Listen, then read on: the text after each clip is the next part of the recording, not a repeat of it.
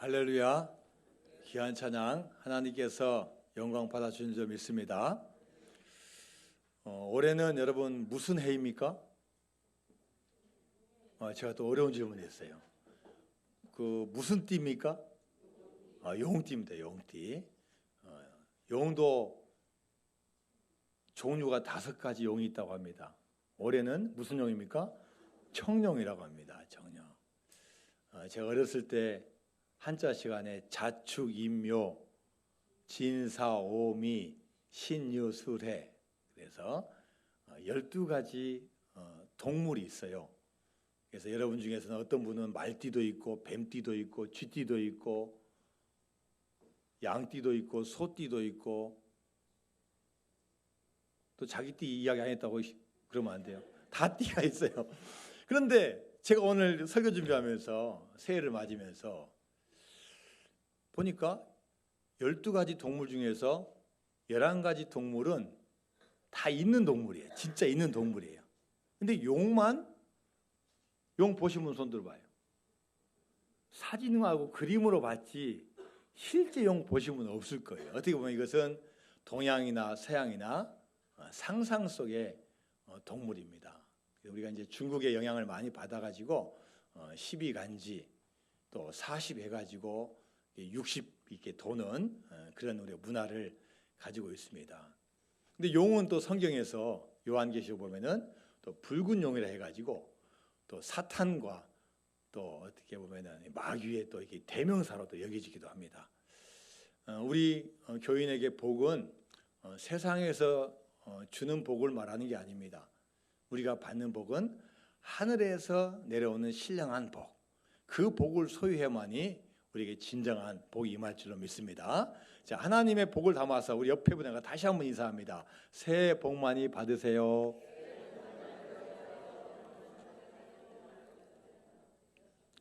새해를 시작하면서 우리는 항상 새해 다짐과 결심을 합니다.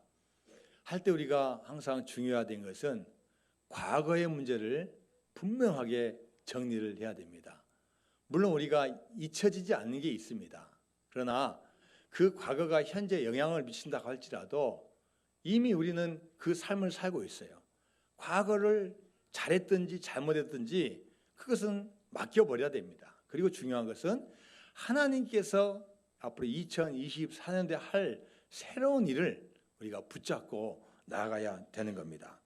자, 그래서 하나님께서도 이사야 선지자를 통해서 과거의 일 너무 기억하지 말고 신경 쓰지 말라고 말씀하시는데요. 이사야서 65장 17절 말씀입니다. 시작. 보라, 내가 새 하늘과 새 땅을 창조하나니 이전 것은 기억되거나 마음에 생각나지 아니할 것이라. 뭐라고 말씀하셨어요? 이전 것은 기억되거나 마음에 생각나지 아니할 것이라고 말씀하셨어요. 그래서 우리 믿음의 사람 아브라함을 보십시오. 과거에 어느 지역에 살았든지 어떻게 잘 살았든지 못 살았든지 그게 중요한 게 아니라 하나님 만나면 그 말씀을 붙잡고 앞으로 나아가는 거예요. 너는 너의 고향과 친척과 아버지의 집을 떠나 내가 너에게 보여줄 땅으로 가라. 이 말씀을 붙잡고 나아갈 때 하나님께서 길도 인도해 주시고 가다 보면 시험도 오고 가뭄도 오고 어려움도 닥쳐요. 또 아내를 또 빼앗길 상황도 와요. 근데 하나님께서 그때마다 건져주시고 또 실수도 또 인정해 주시고 하나님께서 시간이 가면 갈수록 복의 근원 삼아 주셔서 승리하는 아브라함이 된 줄로 믿습니다. 이사야서의 다른 부분에도 또 마찬가지예요. 이사야서 43장 18절에서 21절까지 말씀입니다. 시작. 너희는 이전 일을 기억하지 말며 옛날 일을 생각하지 말라. 보라, 내가 새 일을 행하리니 이제 나타낼 것이라. 너희가 그것을 알지 못하겠느냐? 반드시 내가 광야의 길을 사막의 강을 내리니 장차 들짐승 곧 승냥이와 타조도 나를 존경할 것은 내가 광야의 물을 사막의 강들을 내어 내 백성 내가 택한 자에게 마시게 할 것임이라.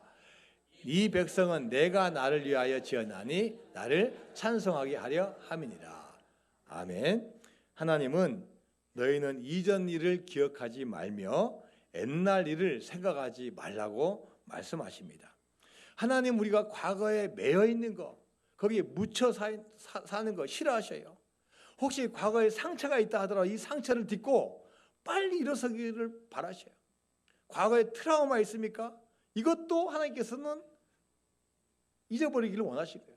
자꾸 과거에 묻히고 내가 과거에 좋았던 거, 과거에 상처받은 거, 그거 원하지 않으신 거예요. 그걸 딛고 하나님께서 새 일을 향하신 것을 기대하며 나아가는 저와 여러분이 되어야 될 줄로 믿습니다. 자, 오늘 본문 말씀을 보면요, 새 일을 행하시는 분이 누군지, 이 천지 만물을 창조하시는 분이 누군지, 지금도 역사하시는 분이 누군지를 말씀하고 있습니다. 자, 요한복음 1장 1절 말씀 같이 봅니다. 요한복음 1장 1절 시작. 태초에 말씀이 계시니라. 이 말씀이 하나님과 함께 계셨으니 이 말씀 곧 하나님이시라. 자, 우리가 여러분 창세기 1장 1절 기억하십니까? 태초에 하나님이 천지를 창조하시냐. 하나님이 천지를 창조하셨는데 이 요한복음을 지은 예수님의 제자 요한은 뭐라고 표현하냐면요, 태초에 뭐가 계셨다고요? 말씀이 계셨다는 거예요. 근데 이 말씀이 하나님과 함께 계셨으니, 그러니까 이 말씀은 하나님은 아니에요. 말씀이 하나님과 함께 계셨다면 이 말씀이 누구냐? 결국 예수님을 말씀해요. 예수님을. 이 요한은 하나님으로부터 반모섬에서 들려준 말씀을 받고 적으면서 너무나 신비한 세계를 체험한 거예요. 야, 내가 따라다녔던 그 예수님 단순히 33살 살다 가신 분이 아니구나. 진정한 하나님의 아들이시자 하나님과 똑같은 분이시구나. 이걸 깨닫고 체험한 거예요. 그래서 이제 예수님의 행적을 기록하면서 맨 처음에 뭐냐? 태초에 말씀이 계시니라. 이 말씀이, 이 예수님이 하나님과 함께 계셨으니 이 말씀이 하나님이시라. 그래서 이 예수님과 하나님을 동격으로 여기는 거예요. 자, 그리고 이 예수님이 하나님과 함께 하신 것을 계속 이야기하는데요. 자, 요한복음 1장 2절에서 3절까지 말씀입니다. 시작. 그가 태초에 하나님과 함께 계셨고 만물이 그로 말미암아 지은 바 되었으니 지은 것이 하나도 그가 없이는 된 것이 없느니라. 자, 태초부터 하나님만 천지를 창조하신 게 아니라 그 천지 창조 현장에 예수님도 계시고 성령님도 계시다. 그래서 우리가 말하는 성부와 성자와 성령님께서 함께 천지를 창조하시고 구원을 계획하시고 또 지구의 그 마지막 날까지 함께 하신다는 거예요. 자, 그리고 이 예수님은 어떤 사명을 감당하시냐? 요한복음 쭉 나와 있지만 가장 중요한 1장 4절 말씀 같이 봅니다. 시작. 그 안에 생명이 있었으니 이 생명은 사람들의 빛이다. 자, 주님 안에 참 생명이 있다는 거예요. 흑암 가운데 살고 있는 이 백성들에게 진정한 빛과 생명은 오직 예수님 한 분이라고 말씀을 하고 있습니다. 예수님은 항상 말씀하셨습니다. 나는 길이요 진리요 생명이다. 나는 부활이요 생명이다. 여러분, 이 세상에 어떤 성인군자가, 어떤 사람이 내가 길이라고 선포하는 사람이 있습니까? 내가 생명이라고 말하는 사람이 있습니까? 내가 부활이라고 말하는 사람이 있습니까? 오직 하나님의 아들인 예수님만이 이 말씀을 선포할 수 있습니다. 자, 그리고 우리가 그분을 믿고 자녀가 되는 게 얼마나 큰 축복인지, 자, 요한복음 1장 12절 말씀입니다. 시작. 영접하는 자, 곧 그 이름을 믿는 자들에게는 하나님의 자녀가 되는 권세를 주었으니. 주님을 영접하는 자에게는 신분이 달라진다는 거예요. 주님을 영접하는 순간 신분이 완전히 달라진다는 거예요.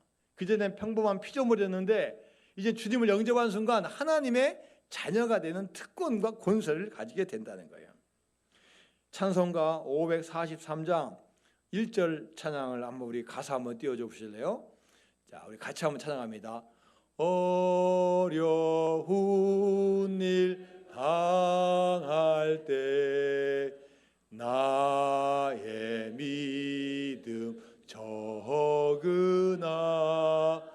의지하는 내 주를 더욱 의지합니다. 세월 지나가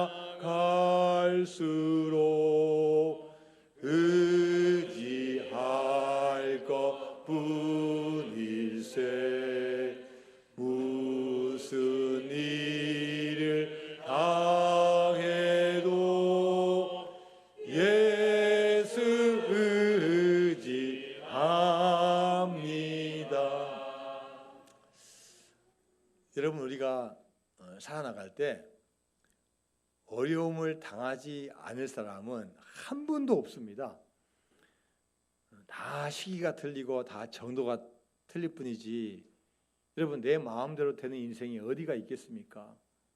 건강의 문제도, 사람과의 관계의 문제도, 나에게 맡겨진 일의 문제도, 모든 문제가 내 마음대로 되는 게 없어요.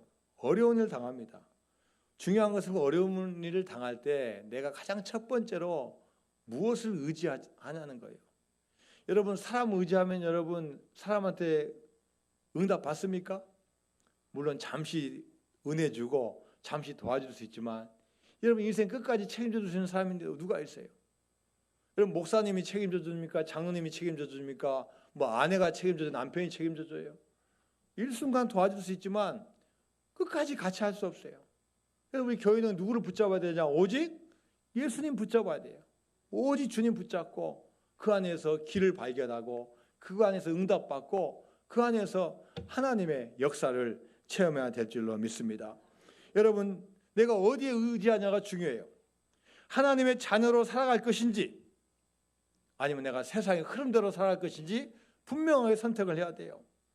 내가 생명 안에서, 주님 안에서, 빛 안에서 살아갈 것인지 아니면 내가 어둠 가운데 살아갈 것인지 분명하게 선택을 해야 돼요. 내가 부족해도 하나님 은혜, 은총 안에서 살 것인지 아니면 내가 죄와 사망의 종로를 하면서 살아갈 것인지를 분명히 선택해야 된다는 거예요. 여러분, 우리는 절대 가치가 무너진 시대에 살고 있어요. 절대 가치가 무너져요. 뭐가 진리인지 뭐가 참인지 모릅니다. 다 형편에 따라서, 다 다수결에 따라서 살아가고 있는 세상이에요. 여러분, 이럴 때일수록 분명하게 우리는 고백해야 됩니다. 예수님만이 나의 구원자다. 예수님만이 우리의 치료자가 되신다. 예수님만이 참 생명이다. 길이고 진리요 생명이다라고 고백하는 저와 여러분이 되어야 될 줄로 믿습니다. 인생의 가장 큰 축복은 어디에서 오느냐? 예수님 잘 믿는 거예요. 한경진 목사님께서 은퇴 후에 우리 광주에 있는 남한산성에서 거할 때 많은 분들이 찾아가요. 인생의 문제, 목회의 문제, 고민 있을 때 찾아가서 인사드리고 조언을 구하는 거예요. 그때 한경진 목사님께서 항상 강조하신 게 뭡니까? 목사님, 어떻게 하시라고요? 예수 잘 믿으세요. 장로님, 예수 잘 믿으세요. 예수 잘 믿는 것에 길이 있는 거예요. 우리는 세상 쫓아서 이 길 가고 저 길 가지만 그 외에는 방법이 없는 거예요. 미국 시카고 근방에 윌로우 크릭이라는 유명한 교회가 있습니다. 참 보기에 너무나 아름답고 또 교회가 활기가 넘치고 마치 초대교회가 보는 것처럼 너무나 멋지고 아름다운 교회가 있어요. 이 교회의 창립자는 빌 하이벨스 목사님이십니다. 자, 이분은 트리니티, 시카고 트리니티 신학교를 다녔는데 좋은 은사님을 만났어요. 그 선생님 이름은 뭐냐? 길버트 말레지카언이라는 교수님이에요. 근데 이 교수님은 매일 수업을 할 때마다 항상 초대교회, 그 초대교회의 아름다움, 이 초대교회의 공동체의 필요성에 대해서 늘 역설을 했어요. 사도행전 2장 40절에서 47절까지 나와 있는 그 초대교회의 생생하고 아름다운 교회 모습을 늘 이야기했어요. 여러분, 사도행전 한번 찾아보세요. 어떤 모습 나오니까? 모이기에 힘쓰고 늘 기도하고 찬양하고 구제하고 심지어 필요에 따라서 서로 나누고 자기 재산을 팔아가지고 도와주기도 하고, 우리가 보면 지금으로 보면 그게 과연 가능할까 할 정도 이런 초대교회를 늘 이야기했다는 거예요. 다른 학생들은 그냥 옛날 이야기지, 2000년 이야기지 다 흘려버렸는데 딱 한 학생이 그 말을 마음에 담았어요. 바로 그 학생이 뭐냐? 20대 초반에 빌 하이벨스라는 청년이에요. 그래서 교수님을 찾아가서 이렇게 말했어요. 교수님, 하나님이 허락하시면 제가 바로 그 살아있는 교회를 한번 해보고 싶습니다. 교수님, 도와주세요. 도와주세요. 그래서 이 교수님께서 이 하이벨스 청년에게 본인이 알고 있는 그 초대교회 모습에 대해서 같이 설교도 하고 조언도 해주고 같이 목회를 잘할 수 있도록 막 도와준 거예요. 드디어 이 빌 하이벨스 전도사님이 졸업해가지고 목사님 되고 이제 교회를 개척해가지고 세웠는데 그 시카고에 있는 윌로우 크릭 교회가 된 거예요. 나중에 이 교수님이 고백을 합니다. 나는 10년 넘게 하나님의 교회의 비전을 강의할 때마다 나눴는데 관심을 가져준 학생이 한 명도 없었습니다. 그런데 그래서 난 속으로 야, 여기는 아무도 관심이 없구나. 내가 괜한 짓을 자꾸 하는 게 아닌가 낙심하기도 했습니다. 그런데 이 빌 하이벨스라는 학생이 처음으로 그 일에 인생을 걸겠다고 헌신할 때 너무나 나는 감격스러웠습니다. 초대교회와 같은 하나님의 교회를 세우고 싶은 빌 하이벨스를 통해 하나님은 윌로우 크릭이라는 놀라운 교회로 세우게 하셨습니다. 자, 여러분, 제가 이 말씀을 드리는 이유가 뭐겠습니까? 저도 마찬가지고 우리 성도님도 마찬가지고 새해를 맞아서 기도하고 결심할 때 우리는 늘 우리의 경험을 가지고 딱 한정하고 단정을 짓습니다. 근데 하나님은 지금도 말씀하시는 거예요. 아브라함에게 말씀하신 것처럼, 모세에게 말씀하신 것처럼, 다윗에게 말씀하신 것처럼 말씀하시는 거예요. 너 지금 한계를 결정하지 말고 해보라는 거예요. 시도해보라는 거예요. 하나님 말씀대로 한번 나아가 보라는 거예요. 꿈을 꾸고 한번 기도해보라는 거예요. 다른 사람이 안 한다고 안 된다고 해서 포기하지 말고 한번 해보라는 거예요. 그러면 하나님께서 일을 시작하신다는 거예요. 하나님 어떤 하나님이십니까?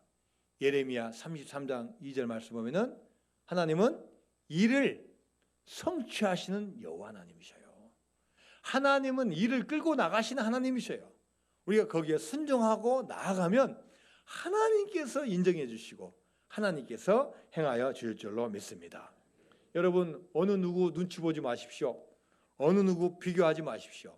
내가 하나님과 올바른 관계에서 믿음을 잘 지키면 하나님께서 도와주실 줄로 믿습니다. 어떤 교회 장로님이 죽어서 하늘나라를 갔습니다. 유머니까 여러분 끝날 때 웃으셔야 됩니다. 하나님은 이 장로님에게 수고했다고 짜장면을 시켜줬어요.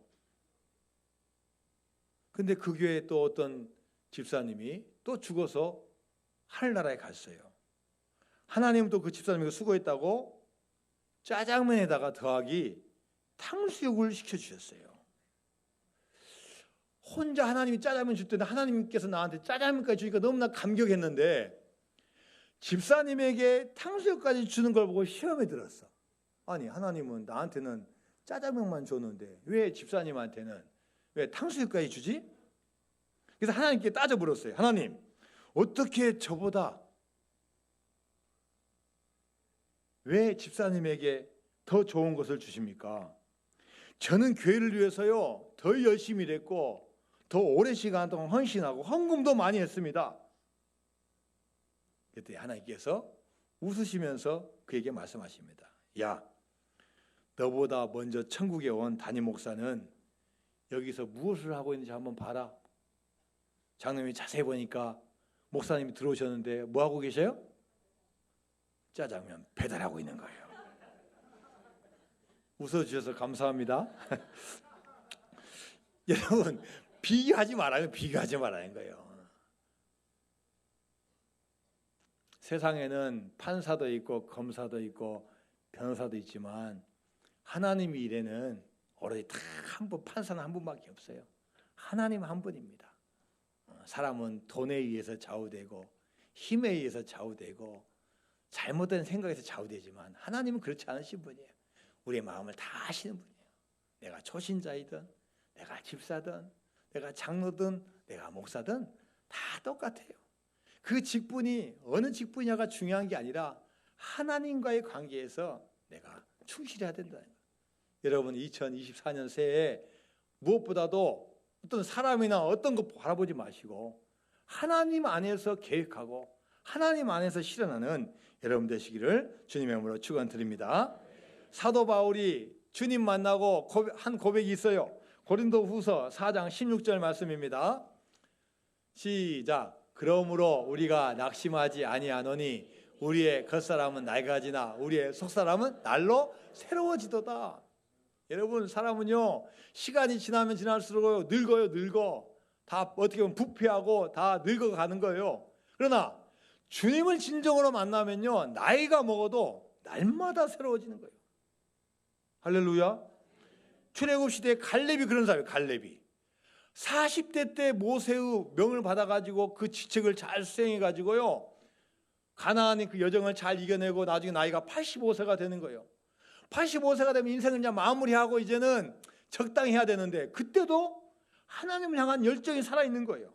자, 여호수아서 14장 11절에서 12절까지 말씀입니다. 시작. 모세가 나를 보내던 날과 같이 오늘도 내가 여전히 강건하니 내 힘이 그때나 지금이나 같아서 싸움이나 출입에 감당할 수 있으니 그날에 여호와께서 말씀하신 이 산지를 내게 주소서. 당신도 그날에 들으셨거니와 그곳에는 아낙 사람이 있고 그 성읍들은 크고 견고할지라도 여호와께서 나와 함께 하시면 내가 여호와께서 말씀하신 대로 그들을 쫓아내리다 하니 이 산지를 내게 주소서. 여러분, 이런 마음을 가지고 앞으로 나아가시기 바랍니다. 새해를 맞이해서 저는 우리 송구 영신 예배 때도 말씀을 드렸지만 우리가 결단해야 돼요. 여러분, 뭔가 새로워지거나 바뀔 때는요 결단을 해야 됩니다. 머리를 깎는다거나 화장을 다시 한다거나 옷을 새로 입는다거나 2024년 맞이해서 우리가 무엇보다 믿음의 결단을 해야 돼요. 자, 오늘 믿음의 결단 한번 우리 같이 한번 6가지 한번 같이 읽겠습니다. 자, 하나. 자, 뒤에다 합시다를 붙입시다. 시작. 주일 성수 합시다. 자, 옆에 분과 같이 인사드려요. 시작. 주일 성수 합시다. 자, 여러분 다 하셔요. 다 하셔. 이 주일 성수가 믿음의 기본이에요. 세상에 어디가 있어도 교회를 찾아가야 돼. 교회를 가야 돼. 항상 교회를 가요. 외국에 가도 교회를 가고 지방에 가도 교회를 가고 잠자기 전에 항상 교회를 찾아야 돼요. 주일 성수. 하나님이 저를 찾는 그 중심 하나님께서는 보시는 거예요. 야, 뭐가 먼저인지 그걸 보는 거예요. 주일 성수 하시기 바랍니다. 자, 2번째. 시작. 교회 봉사 합시다. 교회 봉사 여러분 해야 됩니다. 물론 예배 드리는 거 참 소중해요. 그러나 믿음이 성장하려면요 뭔가 하나 해야 돼요. 청소를 해도 좋습니다. 아니면 교회 앞에 지나가다가 휴지 하나 주어도 괜찮아요. 일주일에 하나씩. 내가 주일날만 온다. 그럼 뭐라도 하나. 그런 마음 가지고 봉사를 해야 되고 어디에 속하는 게 좋아요. 같이 기도하고 같이 봉사를 해야 되는 거예요. 자, 그 다음에 세 번째 시작. 말씀 일독 합시다. 여러분, 우리의 믿음 생활의 기준이 뭡니까? 성경책이에요. 하나님 말씀이에요.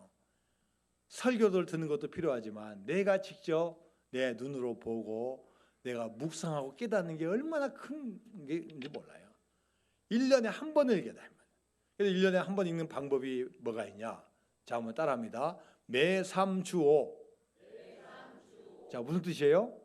매일 3장, 주일날 5장. 그러면 1년에 한 번 보는 거예요. 그래서 1년에 한 번 보려면은 매3주5 하시고 내가 5번 본다. 그러면 여기다 곱하기 5 하시면 되는 거예요. 여러분, 하여간 성경 말씀 어떤 책보다도 어떤 스마트폰 기사보다도 가장 중요한 게 하나님 말씀 일독하시는 한 해가 되어야 될 줄로 믿습니다. 자, 그 다음에 4번째. 자, 시작. 기도 10분 합시다. 자, 기도 10분 이상 합시다. 우리 교회학교 아이들 나왔는데 여러분, 교회학교 아이들 우리 하루 10분 기도하는 거 어렵죠? 쉽지 않아요. 식사기도 안 하는 학생들은 식사기도 하는 거고 식사기도 다 합쳐봤자 5분도 안 돼요. 그러니까 자기 전에 꼭 2-3분 기도하고 일어나서 기도하고 합쳐서 10분 이상 기도해야 돼요. 가장 좋은 것은 새벽 기도 나와요. 새벽 기도. 새벽을 깨우는 거예요. 새벽 기도.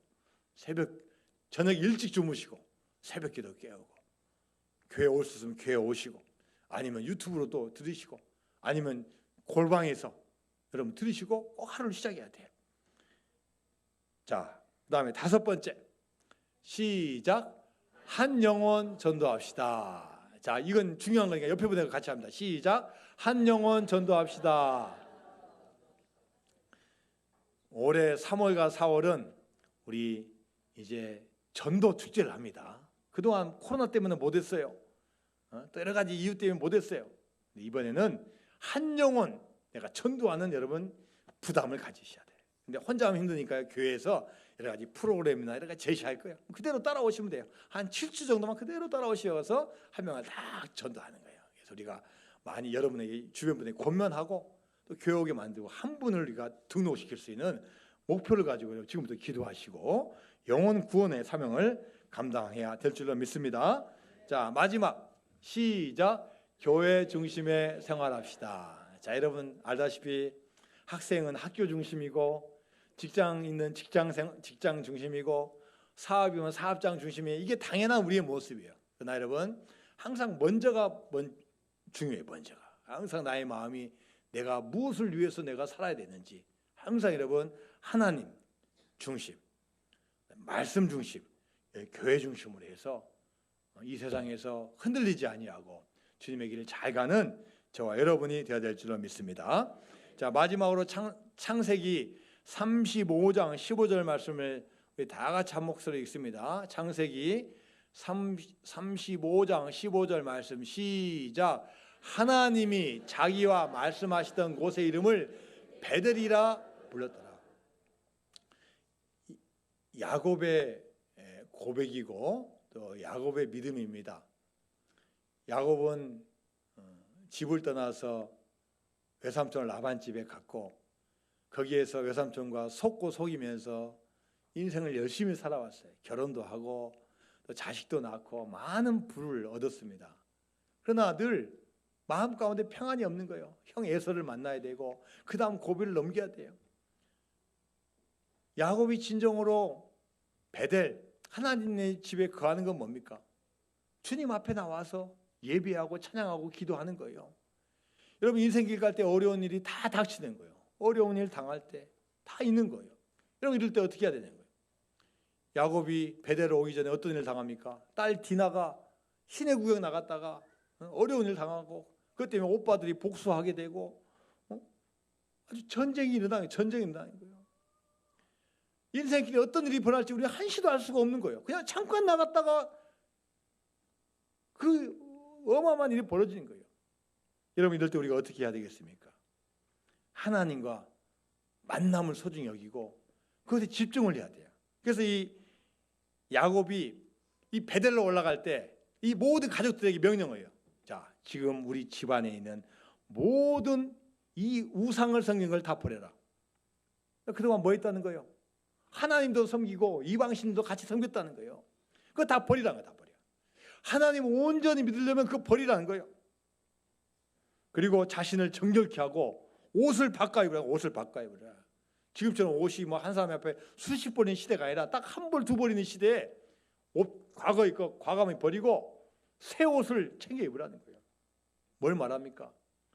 2024년 살아갈 때 여러분 결심 단단히 해야 돼요. 단단히 해야 돼요. 우리 앞에 어떤 일이 벌어질지 모릅니다.